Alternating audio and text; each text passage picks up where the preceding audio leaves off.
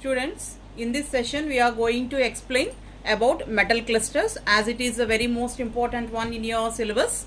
So here this is the most important unit and you can easily score in this unit if you pay a little much concentration on it. So just a hybridization structure, what is the bond length and what is the bond type. So like this way some parameters are there. So that's why if you by heart those one, these are very most, this unit is very easy to by heart and also to learn.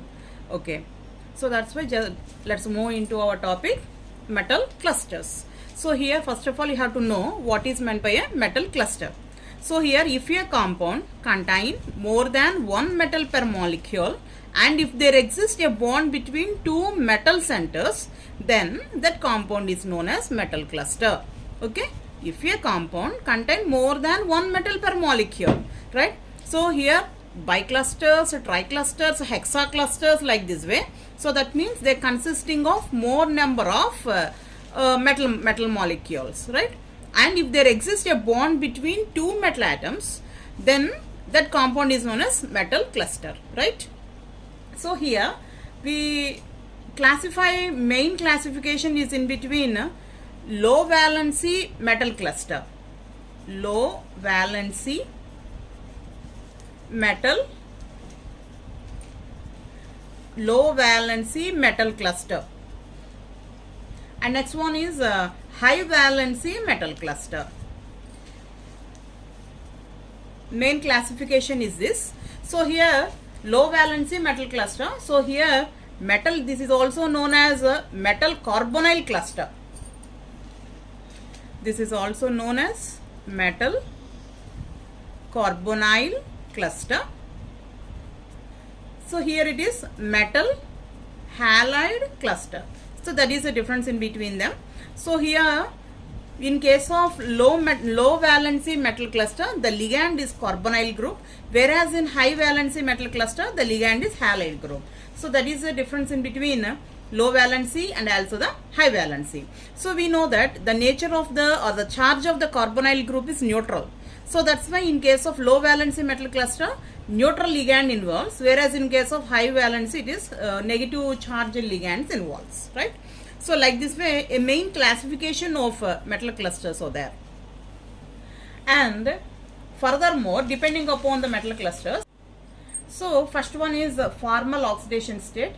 Here the formal oxidation state is again divided into two classes. So here, so that means class 1 and class 2, right?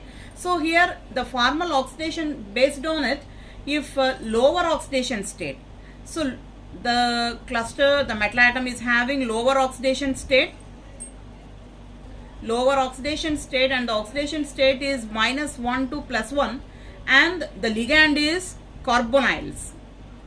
Here the ligand is carbonyl, and mostly right hand side elements of the periodic table or elements with more number of valency electrons form this type of clusters. Okay, or these may be called as non-halide clusters also.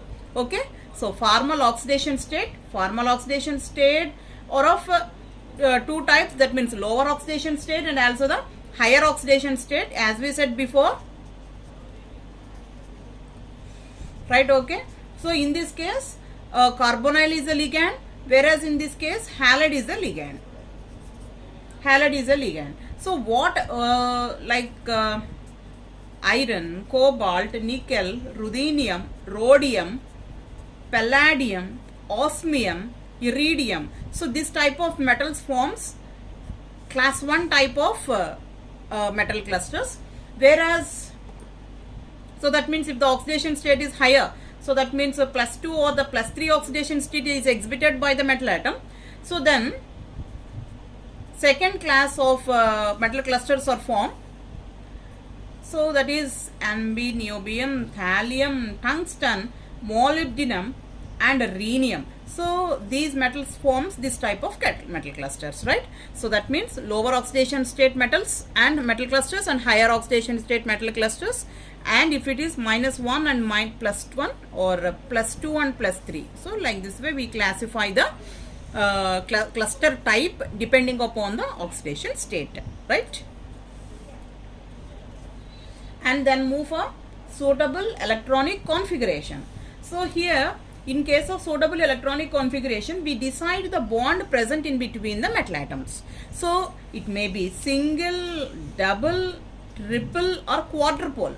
Quadrupole means 4 bonds are present in between the metal atoms anamata. Okay. So here the highest possible bond order is quadrupole bond, usually 3. Okay. So when two transition metal atoms interact, the interactions between their outermost d orbitals. So here, so nature of the d orbitals. So here size of the d orbitals is inversely proportional to